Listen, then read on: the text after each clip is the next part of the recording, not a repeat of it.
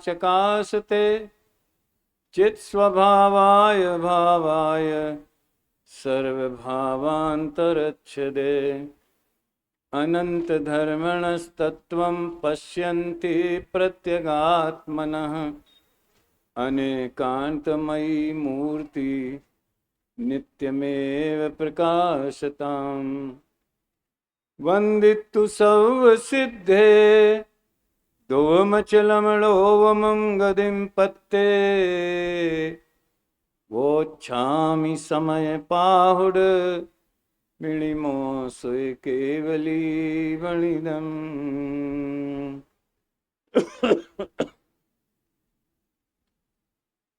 परम अध्यात्म शास्त्र समय सार परमागम यहाँ विराजमान है। उसकी 15वीं गाथा के आधार से ज्ञानानुभूति ही आत्मानुभूति है। ये जो 13वां कलश उसके पहले आया अब उसमें उसकी विधि क्या है या उसका स्वरूप क्या है, इसकी चर्चा अपन को करना है। दोनों विषय एक तरीके से चल रहे हैं। नाटक समय सार में भी अनुभव के गीत गाए जा रहे हैं। शैली में अंतर है। वहाँ प्रेरणा प्रधान, उपदेश प्रधान और मुख्यतया दृष्टि के विषय की प्रधानता से चर्चा होती है। यहाँ विश्लेषण प्रधान, ज्ञान प्रधान शैली में उसी बात का अपन अभ्यास करने का प्रयास करते। 15वीं गाथा अपन प्रारंभ करेंगे। आप सब तैयार हो जाएं उसके स्वागत के लिए, उसका रसपान करने के लिए। कैसे हुए तैयार? कैसे हुए? जिनवाणी के हाथ जोड़ते कि नहीं जोड़ते? जब भगवान के दर्शन करते हैं तो उनके हाथ जोड़ते, शास्त्र के दर्शन कर रहे हैं तो उनके हाथ जोड़ रहे।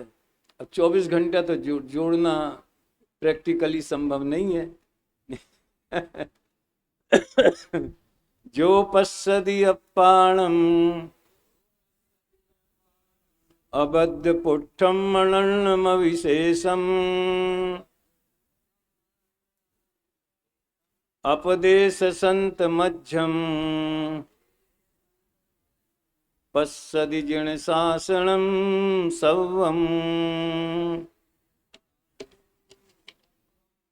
अबद्ध पोठ अनन्य अरु अविशेष जाने आत्म को अबद्ध पोठ अनन्य अरु। वाह! द्रव्य एवं भाव श्रुतमय सकल जिन शासन लहे।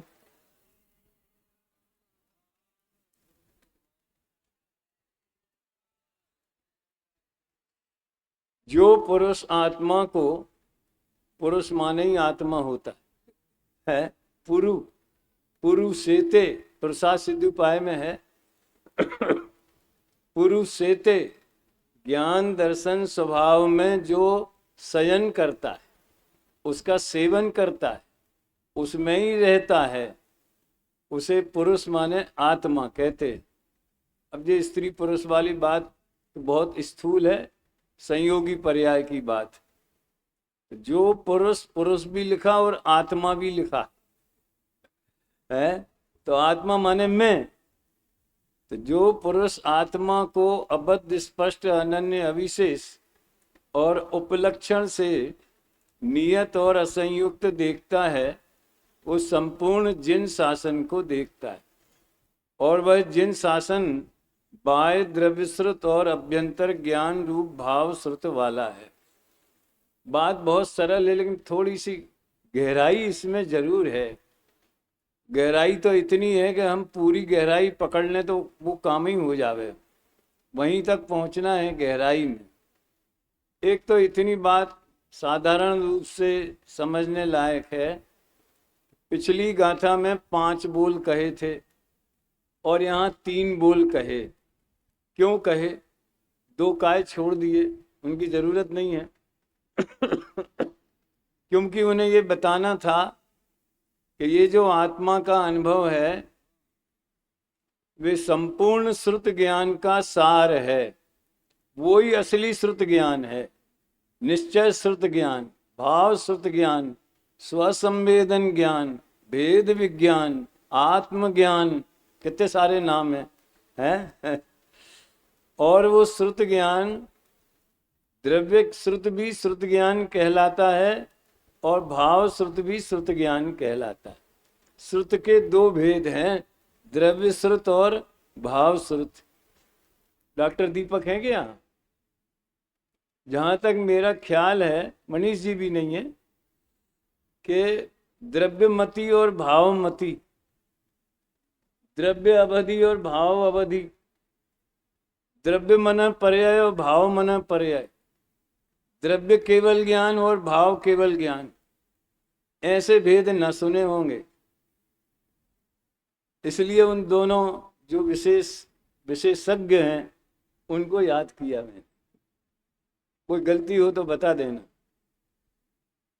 रितेश, भाव श्रुत और द्रव्य श्रुत, ये कहाँ से भेद आ गए? केवली भगवान की वाणी तीर्थंकर की धुनी, गणधर ने सुनी, अंग रचे चुनी ज्ञानमयी, वो द्रव्य श्रुत है। वीर हिमाचल तैन किसी गुरु गौतम के मुख कुंड ढरी है, मोह महाचल भेद चली जग की जड़ता तप दूर करी है। वाह, क्या बढ़िया स्तवन है। ज्ञान पयो निधि माई रली बहु रंग तरंग निसो चरी है, तासुचि सारद गंग नदी प्रति मैं अंजुलि कर शीस है। अब तो निज निधि हो गई, वो काम हो गया। शॉर्टकट बहुत चल गया भैया, है? वो एक्सेप्शन की बात थी। बहुत लंबे प्रवचन हो रहे हैं, गर्मी हो रही है, जल्दी जाना है, तो चलो भाई 2 लाइन, उसमें भी सार आ गया पूरा। लेकिन वो कभी कभी चले। जो चीज कभी कभी की है वो हमने परमानेंट ले ली। ऐसे ही महार्घ में होता है, ऐसे ही शांति पाठ में होता है?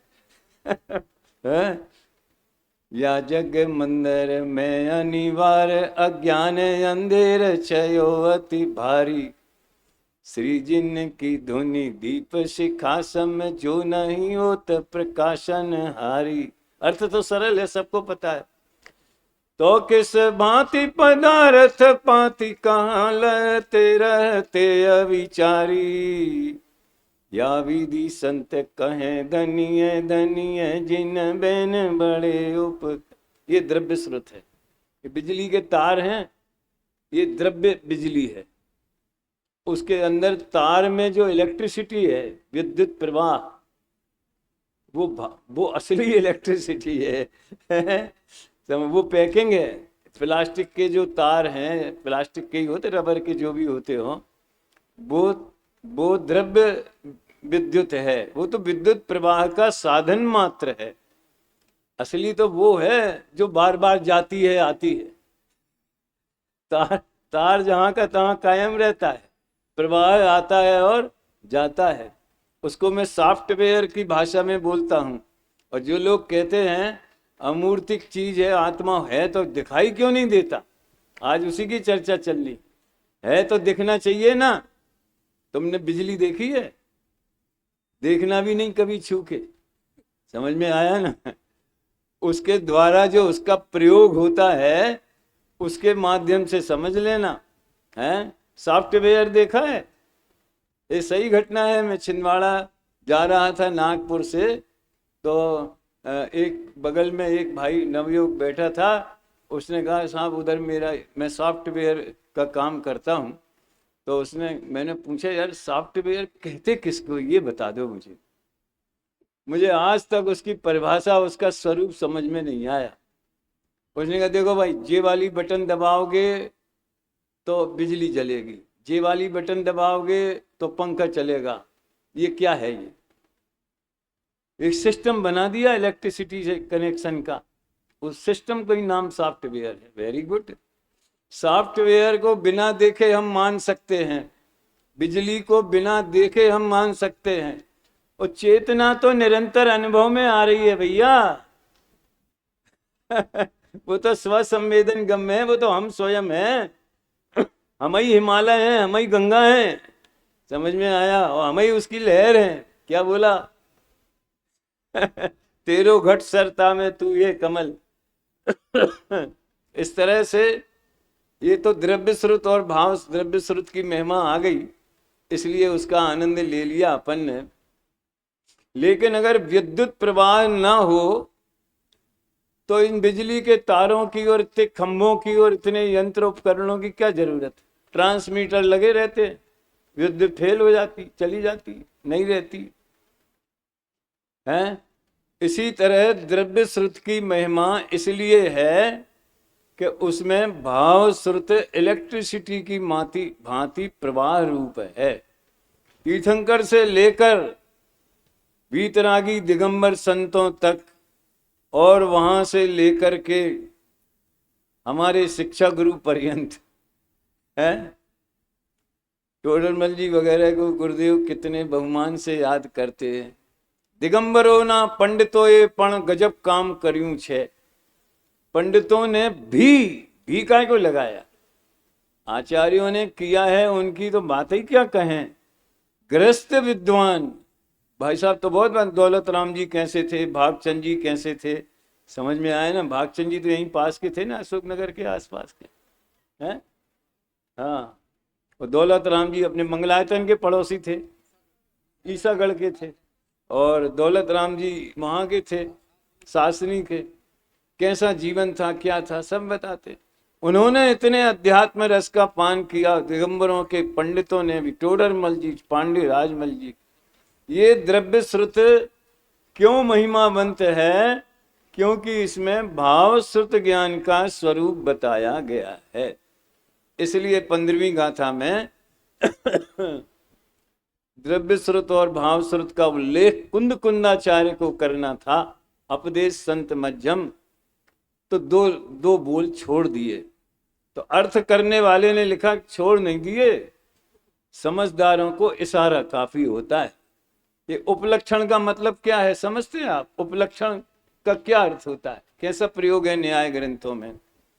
कि माँ मंदिर जा रही थी और उसने कहा देखो दूध रखा है, ध्यान रखना बिल्ली दूध ना पी जाए। चली गई माँ, अब बिल्ली के बदले कुत्ता आ गया और बेटी बैठी रही। क्यों? अम्मा ने तो बिल्ली की कही थी, कुत्ते की थोड़ी कही थी, और दूसरे चीजों की थोड़ी कही थी। माँ आई। अरे प्रयोजन बिल्ली से सुरक्षा का नहीं है, दूध की सुरक्षा का है। सुरक्षा सामान्य और किससे सुरक्षा करना है वो विशेष। ये आज ज्ञान सामान्य और ज्ञान विशेष की कथा कहनी, बड़ा आनंददायक प्रकरण है। तो उपलक्षण से पांचों बोल समझ लेना।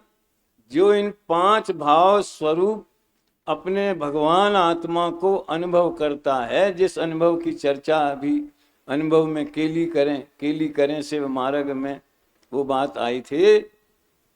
वो जीव ने सारा जैन शासन देख लिया, अनुभव कर लिया। जैन शासन क्या, दिव्य ध्वनि से बाहर तो कोई जैन शासन है नहीं। थोड़ा और कहें तो एक बात और आती है कि भगवान के ज्ञान में जितना गहन वस्तु स्वरूप भाषित होता है, वाणी में उतना नहीं आता। जे पद श्री सर्वज्ञ दीठू ज्ञान मां, कही सक्या नहीं ते पण श्री भगवान जो।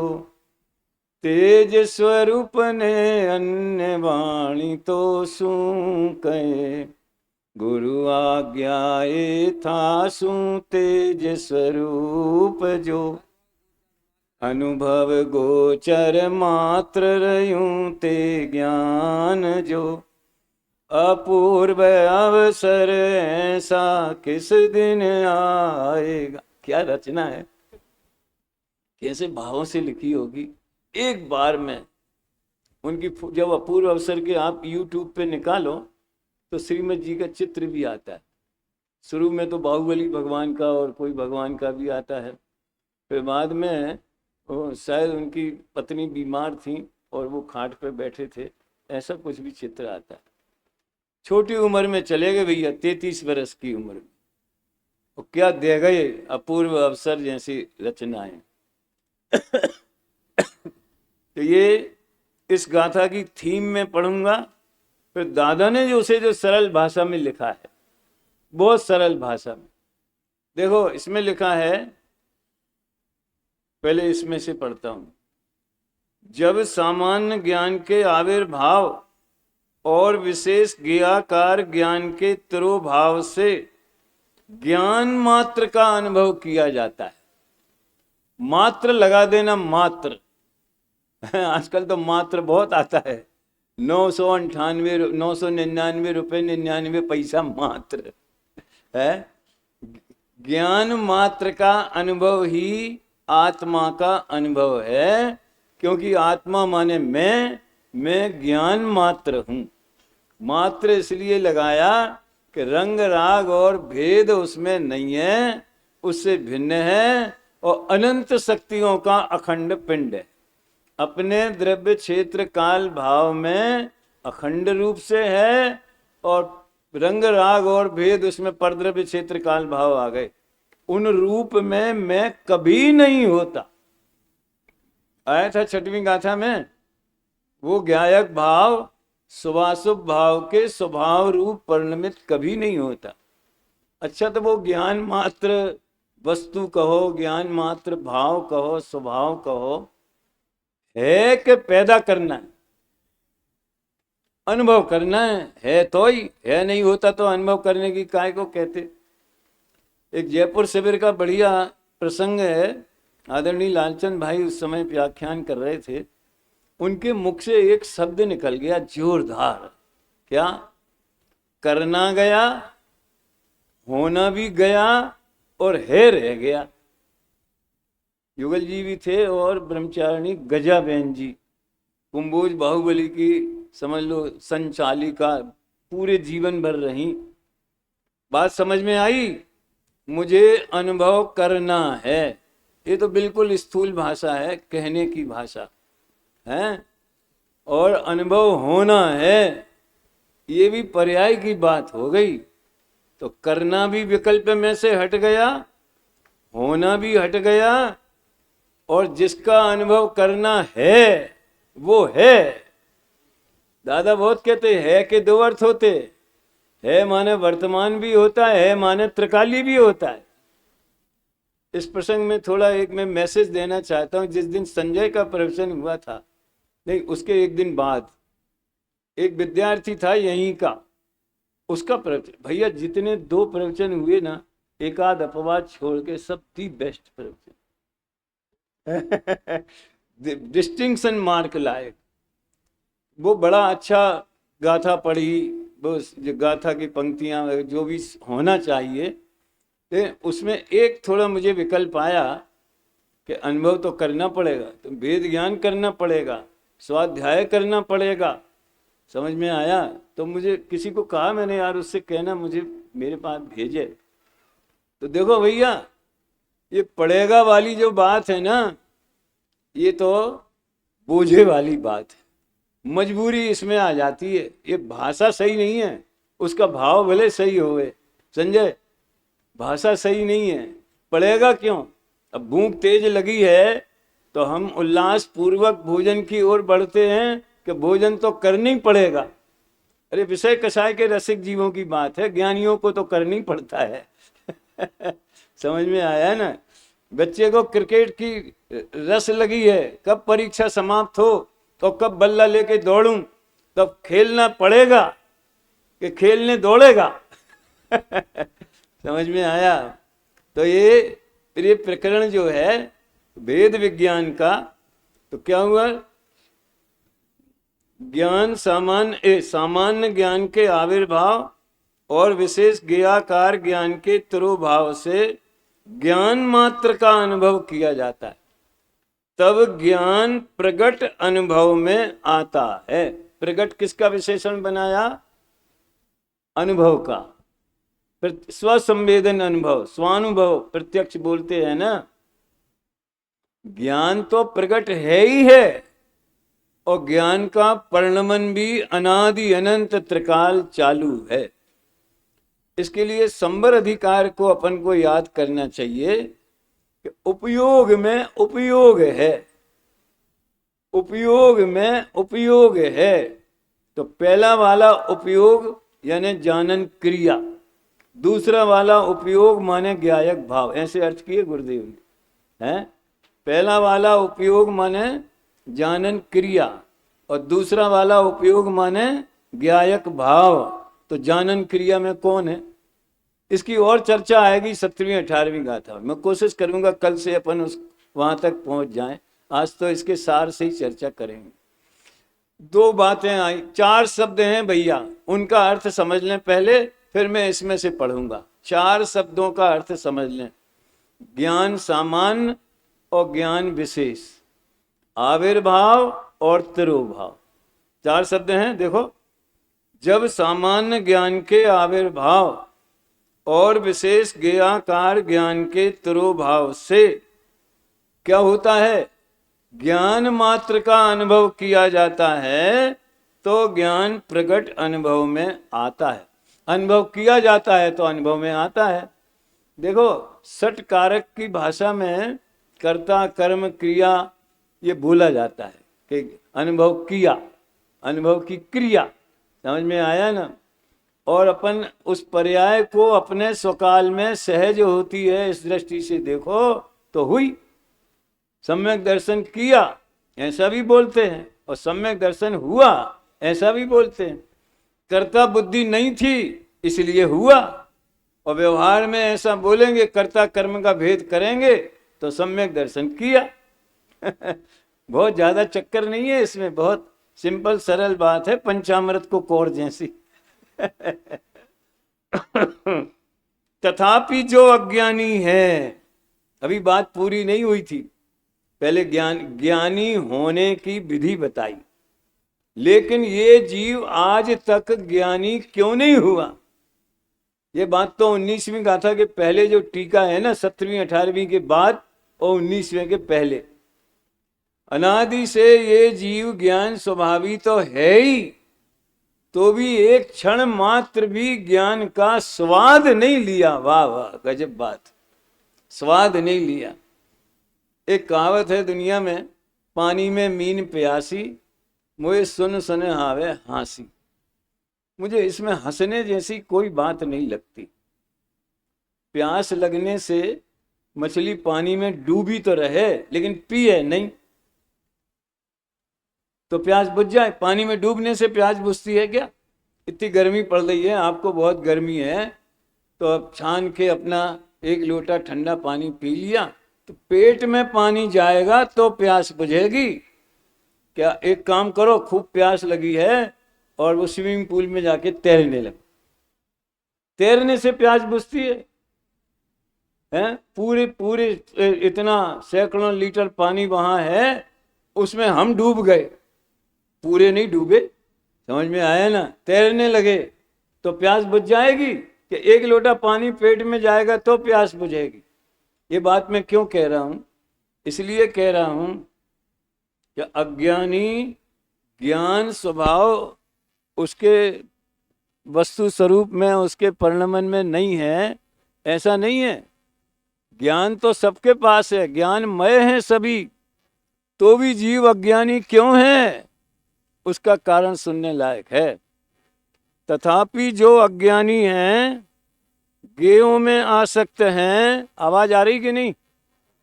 पीछे तक आ रही है भैया? Very good. जो गेयों में आसक्त हैं उन्हें वो स्वाद में नहीं आता, ज्ञान होने पर भी स्वाद में नहीं आता। देखो भाई, कोई भी चीज का स्वाद लेने के लिए उसके सन्मुख उपयोग होना जरूरी है। फिर से कहता हूं, कोई भी चीज का स्वाद लेने के लिए यानी उसमें तत्संबंधी सुख दुख का वेदन, स्वाद माने क्या है यहाँ? उसके लक्ष्य से होने वाला इष्ट अनिष्ट का, साता असाता का, अच्छे बुरे का, सुख दुख का संवेदन, वेदन। उसी को जैसे न चार दें सभी कल्प स्वसंवेदन बोला है। विषयों के स्वाद को सभी कल्प स्वसंवेदन, निर्विकल्प में तो चैतन्य का आनंद है। वो उपयोग वाला पाठ है। जब मैं उसको पढ़ाता था, अध्यात्म में नहीं है, तो उसमें सुनो मजेदार, बच्चों को पढ़ाते इसी शिविर में। उपयोग किसे कहते? तो चैतन्य के अनुविधायी परिणाम को उपयोग कहते। चैतन्य के व्यापार, व्यापार माने क्या होता? इसको प्रवचन सार जी में ज्ञेयार्थ परिणमन ऐसा शब्द है। अपन अपने जीवन अनुभव से इसको समझते हैं। आप मैच भी देख रहे हैं और नाश्ता भी कर रहे हैं।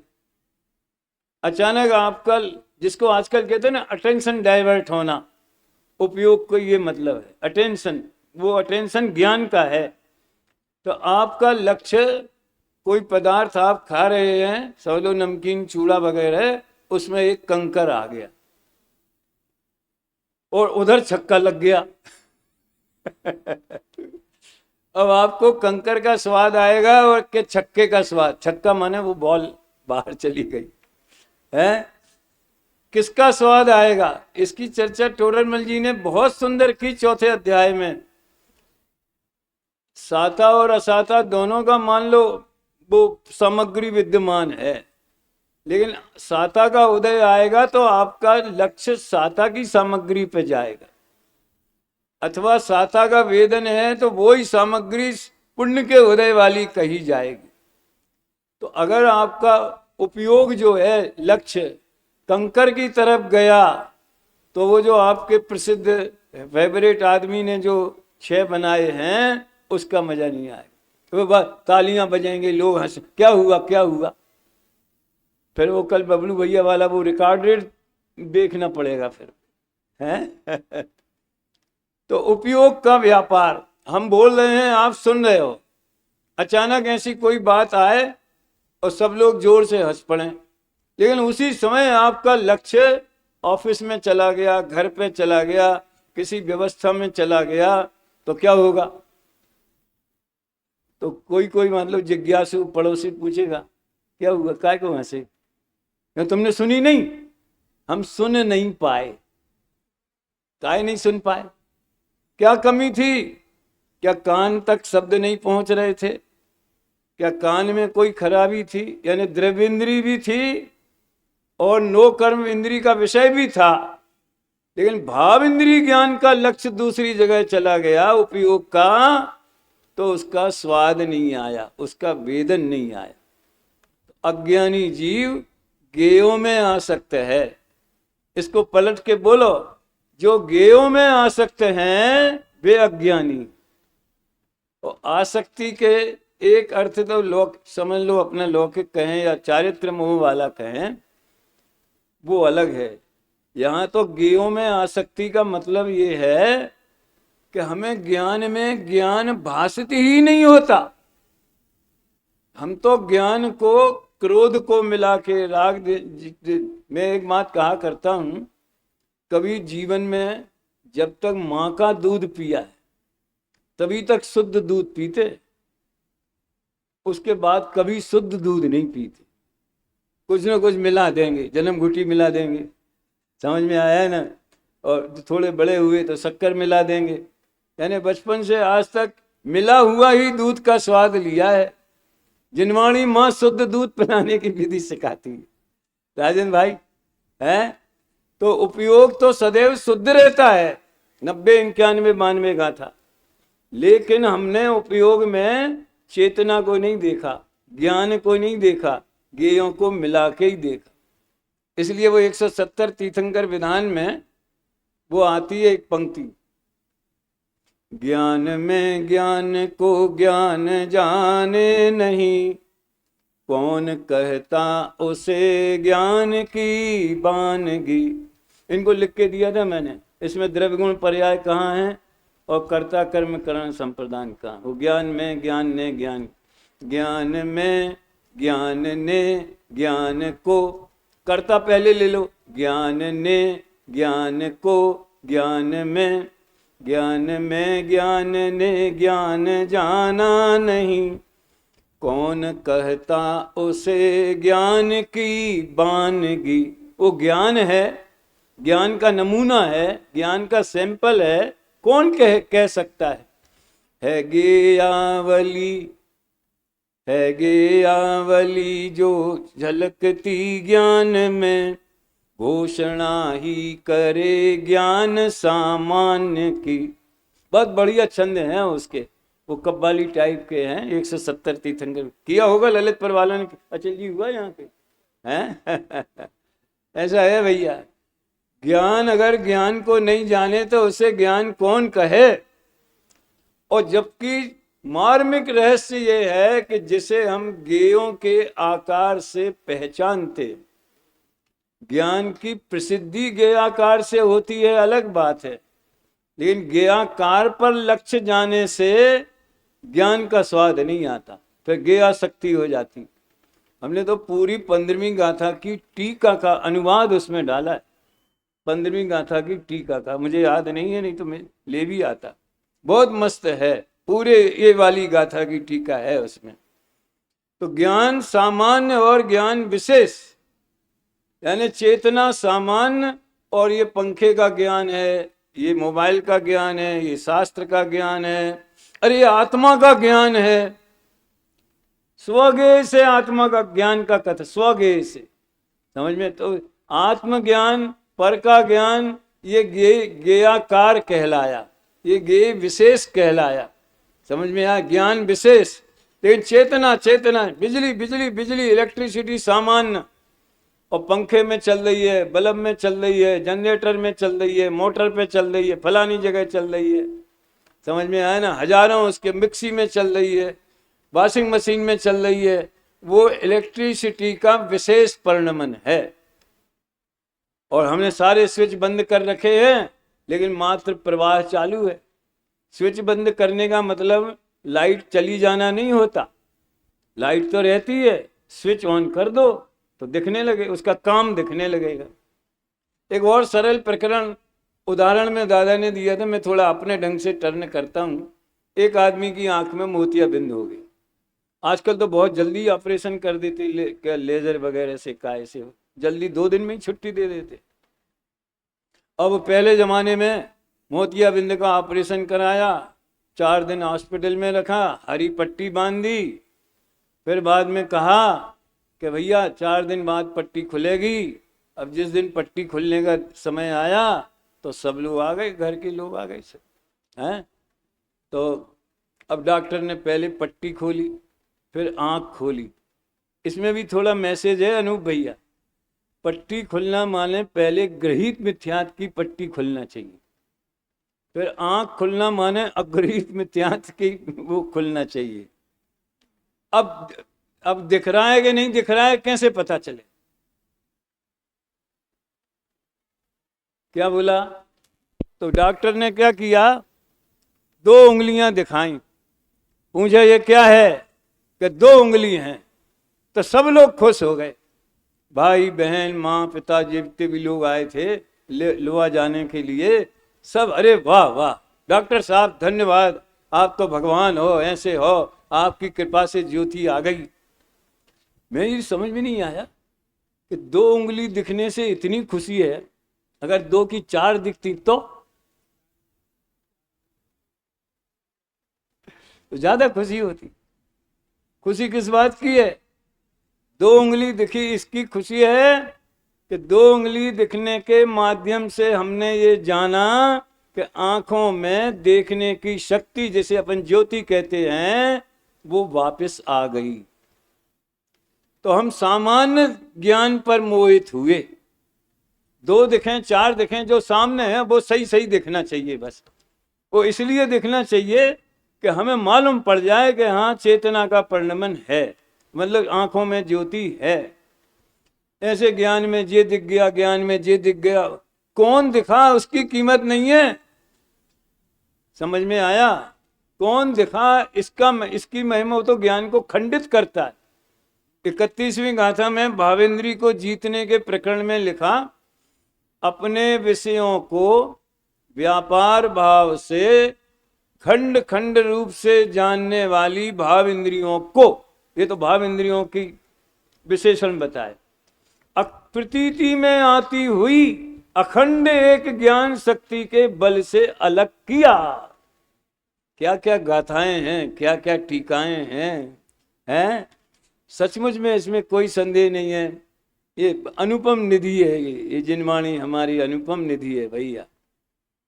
और इसको हर दादा ने एक प्रवचन हर तरीके से सुरक्षित रखा जाए। ताड़पत्र में लिखा दो, ताम्र पत्र में लिखा दो, दीवालों पे लिखा दो, लेकिन वो तो भौतिक सुरक्षा है। आज हजारों हैं, कल को लाखों तैयार हो जाएं पढ़ने पढ़ाने वाले, वो तो चली आएगी, तो पीढ़ियों दर पीढ़ी चली आएगी। हम तक कैसे आई? पढ़ने पढ़ाने की परंपरा से ही तो आई ना। तो ज्ञान सामान्य माने ज्ञान का जानन रूप क्रिया, किसको जानना उसके मतलब नहीं है। और ज्ञान विशेष माने वो ही ज्ञान है, दूसरा नहीं पैदा होगा उसी समय। जैसे इलेक्ट्रिसिटी इसी समय है, लेकिन अपने अपने विशेषों में व्याप्त है। बल्ब में व्याप्त है, मोटर में व्याप्त है, दुनिया भर में व्याप्त है। समझ में आया ना? इसी प्रकार से चेतना का प्रवाह निरंतर चलता है। कभी किसी के को जानती, कब किसको जानेगी? क्षयोपशम की योग्यता के अनुसार। और ज्यादा डिटेल में नहीं जाना, वो न्याय का विषय है। जिस ज्ञान में जिस ज्ञेय को जानने की तत्समय की योग्यता है, उस ज्ञान में वही ज्ञेय जाना जाएगा। दादा ने कहा जानने से भी निर्भर कर दिया, जानना छुटा नहीं दिया, जानने का बोझा हटा दिया। अब आत्मज्ञान करना है, ये प्रेरणा की भाषा है, ये उपदेश की भाषा है। ख्याल में आया ना? जब ज्ञान में जानने की एक बात और मजे की, जिसको ये श्रद्धान होता है तो ज्ञान अपनी योग्यतानुसार ज्ञेयों को जानता है। इसलिए हमें ज्ञेयों को जानने का भी बोझा नहीं रखना है, आत्मा को जानने का भी बोझा नहीं रखना है। वो आत्मा को जानने पूर्वक ही ऐसा बोलता है। ज्ञायक के अनुभव में ही ये समझ में आता है, अरे मैं तो ज्ञायक हूं। ज्ञान गंगा बह रही है, हिमालय को बोझा लगता है कि गंगा बहाना है, गंगा बहाना है, हरिद्वार ले जाना है, कानपुर ले जाना है, प्रयागराज ले जाना है, फिर बंगाल की घाटी तक ले जाना है। क्या गंगा को बोझा है कि मुझे बहना है, मुझे बहना है? ये हिमालय को बोझा है, किसको बोझा है? समझ में आया ना? इसी तरह भगवान आत्मा ज्ञान का हिमालय पर्वत है। प्रति समय जानने की क्रिया वो ज्ञान की क्या बोलते गंगा है, और गे उसके घाट हैं। पंडित साहब ने घाट वाला एक लिखा ना, ज्ञानाष्टक। ख्याल में आया ना? जो कुछ झलकता ज्ञान में वह गेय नहीं बस ज्ञान है, ऐसा है ना? बड़ा मार्मिक है। तो दो बातें कह दी भैया, चार की प्रतिज्ञा करी दी हमने, दो हो गई, ज्ञान सामान्य और ज्ञान विशेष। ज्ञेयाकार ज्ञान, उसको ज्ञेयाकार इसलिए कहते हैं कि ज्ञेय जैसा आकार बनता है। लेकिन ज्ञेय जैसे आकार में भी रॉ मटेरियल कौन है? ज्ञान है। तो वो ज्ञान का ही परिणमन हो गया काम। ज्ञान ज्ञेयों में जाता नहीं, ज्ञेय ज्ञान में। इसी अपेक्षा से कहते हैं कि ज्ञान पर को नहीं जानते। वो बात हवा में उड़ाने लायक नहीं है। वो ज्यादा जिद करने से वो बात थोड़ी बदनाम हो गई। समझ में आया ना? प्रस्तुतिकरण में थोड़ा भार ज्यादा पड़ गया, नस्तर ज्यादा चल गया। वो नाखून काटना था तो जरा ज्यादा ही कट गया, तो वो अंदर के वहां तक पहुंच गया, इसलिए थोड़ी समस्या हो गई। वस्तु स्वरूप तो ये, मैं एक बात पूछता हूं, सामने रस्सी लटक रही है और हमें भ्रम हो गया कि उधर सांप, हमें सांप दिख रहा है। भ्रम की छोड़ो, रस्सी लटक रही है और हमें क्या दिख रहा है? सांप दिख रहा है। वहां सांप है? नहीं है। कहां दिख रहा है सांप? ज्ञान में। तो हमने किसको देखा? ज्ञान में बनते हुए सांप जैसे आकार को देखा, तो हमें लगा उधर उधर सांप है, उधर देख रहे हैं, इधर। समझ में आया ना? और व्यवहार कैसा किया जाता है? क्या उधर है सांप, देखो देखो सांप है, देखो देखो सांप। अरे उनने कहा नहीं नहीं नहीं, हम तो यहीं खड़े हैं, सांप नहीं है, रस्सी है। तो हमें तो सांप दिखा। तो कहाँ दिख गया भैया तुम्हें? हमारे ज्ञान में ही दिखा। इसलिए गुरुदेव सैकड़ों बार कहते, खरेखर ज्ञान पोतानी पर्याय ने जाने छे पर ने जान तो, ये मतलब है उसका। उस पर जितना जोर आना चाहिए, जो खुलासा आना चाहिए, वो तिरोभूत हो गया। और इधर से भी जिद हो गई, हमसे भी हो गई, उनसे भी हो गई, सबसे हो गई। यहां तो ज्ञान सामान्य और ज्ञेयाकार ज्ञान। ज्ञेयाकार ज्ञान किसे कहते हैं? ज्ञान में ज्ञेयों के निमित्त से और ज्ञान की योग्यता से जो भिन्न भिन्न आकार दिखाई पड़ते हैं, यानी पदार्थ झलकते हैं। अरे ग्रंथों में तो ऐसा आता मानो डूब गए हों, उत्कीर्ण हो गए हों, समा गए हों। मानो, मानो माने हिंदी में मानो माने क्या होता है? उत्प्रेक्षा अलंकार में मानो माने क्या होता है? नहीं मानो। जरा सा पानी बरस जाए तो इंद्रदेव प्रसन्न हो गए हैं, मानो इंद्रदेव बरसात कर रहे। अरे मानो मतलब ऐसा अलंकारिक भाषा में उत्प्रेक्षा अलंकार बोलते। ये 3 छत्र त्रयम तरव विभाति, वो है ना वो भक्तामर में। मानो वे छत्र घोषित करते हैं, हे नाथ 3 लोक के स्वामी एक आप ही हैं। समुसरण स्तुति लिखी पंडित हिम्मत भाई ने, हमने उसका पद्यानुवाद किया है। वो बड़े सुंदर अलंकार हैं। जो वृक्षों की डालियां हिलती हैं, मानो वो जनता को बुला रही हैं, आओ आओ आओ, सच्चा सुखी होने का मार्ग इधर है। तो ज्ञान सामान्य हो ज्ञेयाकार ज्ञान। अब आविर्भाव और तिरोभाव बहुत कठिन नहीं है। आविर्भाव माने प्रकट होना, तिरोभाव माने इग्नोर कर देना, गौण कर देना, निषेध नहीं, गौण कर देना, वो सच्चा तिरोभाव। देखो ऐसा है, ज्ञान सामान्य ज्ञेयाकार आविर्भाव वगैरह का। पहले मान लो आप टीवी देख रहे, कभी कभी क्या होता है, अभी तो सिस्टम बहुत बदल गए और उधर से वो चैनल की वो कनेक्शन ले लिया है। अब इधर लाइट चली गई, समझ में आया ना? तो टीवी तो चालू है और दिख नहीं रहा कुछ भी, क्योंकि वो पिक्चर नहीं आ रही है, चित्र नहीं आ रहे।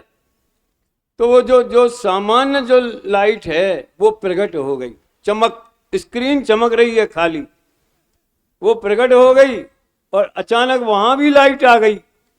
ये लगभग 15-20 साल पहले की बात कर रहा हूं मैं है। अभी भी जिनके यहाँ कनेक्शन लेते हैं ना, वो तो वो जानते होंगे। और फिर जब लाइट आ गई तो चित्र दिखने लगे, तो ज्ञेयाकार का आविर्भाव हो गया। यानी हमारा लक्ष्य चेतना मात्र, ज्ञान मात्र पर जावे, तो वो हो गया ज्ञान सामान्य का आविर्भाव, अनुभव में आना। और हमारा लक्ष्य, वाह कितना बढ़िया आकार, कितना सुंदर हाथी बनाया है पत्थर का। आजकल तो वो अपने पंच कल्याणकों में भी काय का बनता है, वो ट्रक के ऊपर आ जाता है, फाइबर का काय का बनता है ना, है कई जगह देखा हमने। अब वो वाले हाथी बंद हो गए, अच्छा हुआ, समझ में आया ना। एक पंच कल्याणक में हमने देखा था भैया कि पब्लिक तो वो कपड़े जैसी चप्पलें होती ना, जो बहुत सिंपल होती, मतलब रोजाना नहीं पहनी जाती, तो धूप से बचने के लिए पब्लिक तो वैसी पहने, डामर पिघल रहा है और हाथी पे जुलूस निकल रहा है। अब पागल ना हो जाए हाथी तो क्या होगा फिर, समझ में आया ना। अभी पशुओं का प्रयोग अपने यहाँ लगभग बंद हो गया, ये बड़ी प्रसन्नता की बात है। हमें तो आविर्भाव और तिरोभाव की बात करनी है? बस एक पंक्ति कह के मैं पूरी करता हूँ। ज्ञेयाकार ज्ञान में भी कलाकार ज्ञान है।